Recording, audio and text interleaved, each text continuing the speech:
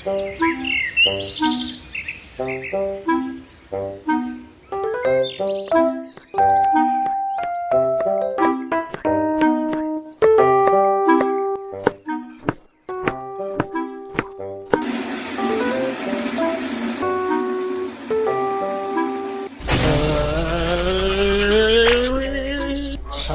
6টা বাজে অ্যালার্ম দিয়েছিলাম, এখনো অ্যালার্ম বাজলো না। পচা ফোন আমার। আজ আমার লেট হয়ে যাবে, জলদি কর।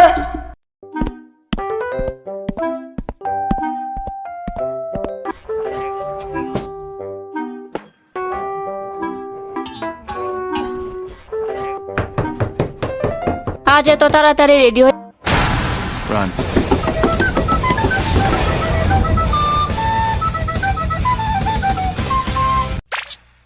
চুপচাপ নাস্তা করে যা, এখনো স্কুলের 1 ঘন্টা বাকি আছে। রাস্তা থেকে কিছু খেয়ে নেব আম্মা। জানি না এত জলদি স্কুলে গিয়ে কি করে আজকাল।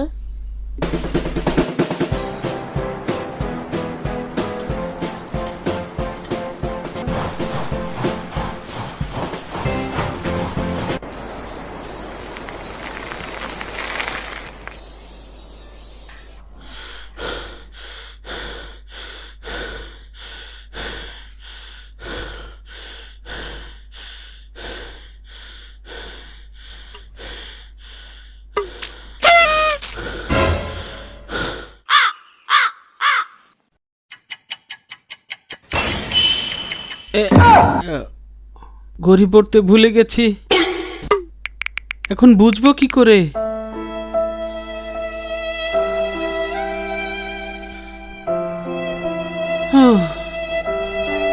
ঘরে গিয়ে নাস্তাই খেয়ে নেই, পরে স্কুলে চলে যাব।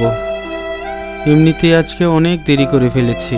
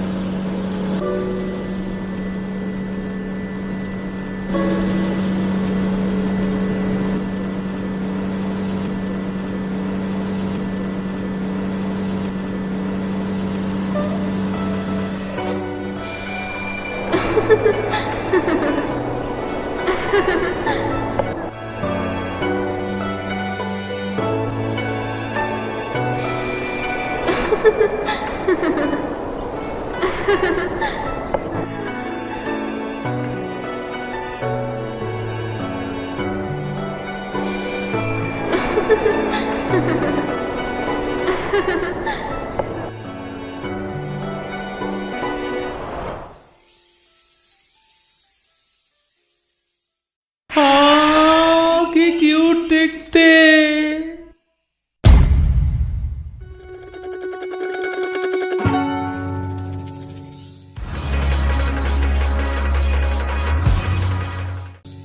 Alright, let me give you some context. During my teenage time, I was really insecure about myself. কারণ একে তো আমার হাইট কম ছিল, মানে এখনো কমই আছে, কিন্তু আগের চাইতে তো একটু বেশিই আছে। অ্যান্ড অলসো ব্রন হওয়ার কারণে আমার চেহারার নকশাই পাল্টে গিয়েছিল।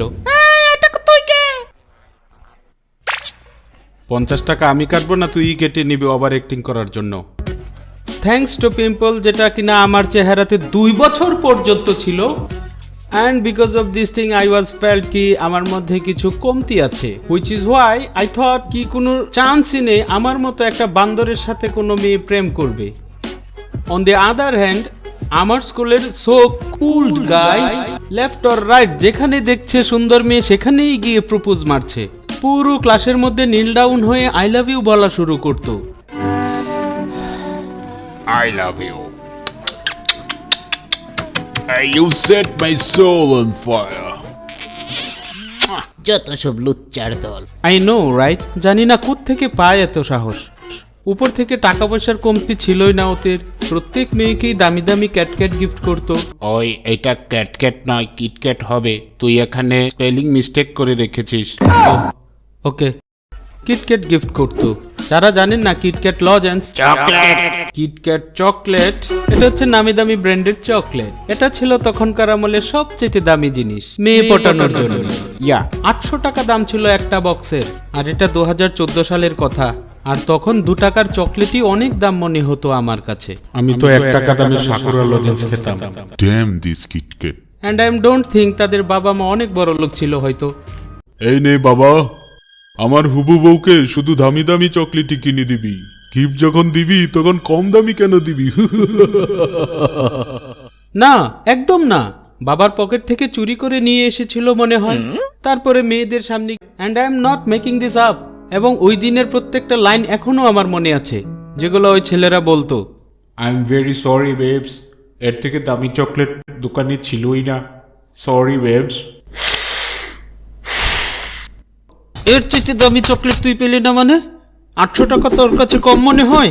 তোর বাপ কি দুবাইয়ের বুর্জ খলিফার মালিক? আর আমাদের ক্লাসের মেয়েরা কি ছেলেদের চাইতে কম? ফ্রিতে এত দামি চকলেট পাচ্ছে, তাহলে থোড়াই না মানা করবে? ও স্টপ দ্যাট, আমার লজ্জা লাগছে বাবু। তুমিও না পিন্টু, এগুলোর কি দরকার ছিল? And then there is me, একটা বেঞ্চের কোনায় বসে বেঞ্চমেটের সাথে trying to ignore all this bullshit on purpose. So cool those. মুখের উপর আই লাভ ইউ বলে দিল, দেখলি তুই? আরে তুই কিছু বলছিস না কেন? দোস্ত একটা কথা বল, যদি নরেন্দ্র মোদী প্রথমে চা বিক্রি করত, তো এখন তার দোকান কে চালায়? ইটস ওকে, তুই কথাই বলিস না, বাদ দে। ম্যান, টু বি অনেস্ট, আমি এইসব চামচামি থেকে একদম দূরে থাকতাম। কারণ হচ্ছে এইসব লুচ্চা টাইপের ছেলেগুলো আমার মাইন্ডের মধ্যে এটা সেট আপ করে দিয়েছিল যে love is materialistic, which is why I thought কি কাউকে পছন্দ করতে হলে তাকে দামি দামি গিফট দিতে হয়। না তো আমার কাছে এত টাকা ছিল দামি দামি চকলেট কিনে দেওয়ার মতো, আর না তো ছিল আমার সুন্দর চেহারা, উপর থেকে এই হিরো আলম মার্কা হেয়ার স্টাইল। এই thanks to mamma and because of all this things আমি কখনোই কোনো মেয়ের উপর ক্রাশ খেতাম না। খাইনি until I saw her.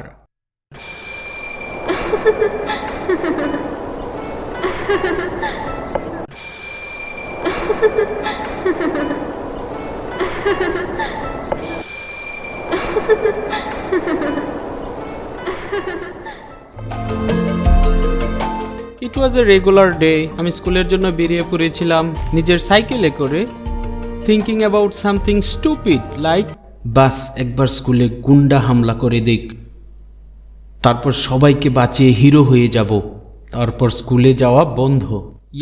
I know এই কথার কোনো ভিত্তি নাই, কিন্তু ওইসব দিনগুলোতে এগুলোই অনেক সেন্সিবল মনে হতো। আমি এইসব উল্টাপাল্টা চিন্তা করতে করতে চলেই আসছিলাম প্রায়, ঠিক তখনই একটা স্কুল ভ্যান আমাকে অতিক্রম করছিল। And in that split seconds of moment I saw this pretty girl inside the van. এবং তখনকার কথাটা আমি কিছুই মনে করতে পারি না যে আমি ফ্রিজ হয়ে গেছিলাম। And then next thing that happened was আমি আমার সাইকেল খাম্বার মধ্যে মেরে দিছি। And the good thing is I got myself a crush. তো গাইস, এর মাধ্যমেই ভিডিও খতম। ভাগো এখান থেকে।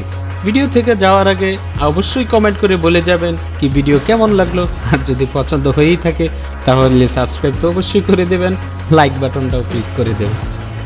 না মানে তেমন কিছু না, জাস্ট বললাম আর কি, যদি ভিডিও ভালো লেগে থাকে। এবং এটার অবশ্যই পার্ট 2 আসবে যদি আমি মরে না যাই তাহলে, কারণ অলরেডি তোমরা আমাকে মৃত ঘোষণা করেই দিয়েছো। মরে গেছিস নাকি? ভিডিও দিচ্ছিস না কেন? এই তাড়াতাড়ি ভিডিও দে, না হলে আনসাবস্ক্রাইব করে দেব। 4 মাস ধরে ভিডিও দিচ্ছিস না, মরে গেলি নাকি? আরে অ্যানিমেশন বানাতে টাইম লাগে রে ভাই, হালুয়া তো আর না।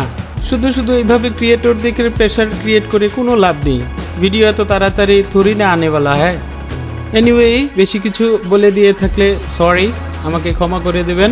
শেষ করার আগে একটা কথা বলে যাই, ধন্যবাদ আর যে বাকেট লিস্ট এত সুন্দর একটা স্টোরি ক্রিয়েট করার জন্য, এবং আমি তার স্টোরিটা ফলো করেছি এবং তার অ্যানিমেশন ফলো করেছি, সেই জন্য আমি তার প্রতি চিরকৃতজ্ঞ। Thanks to you all.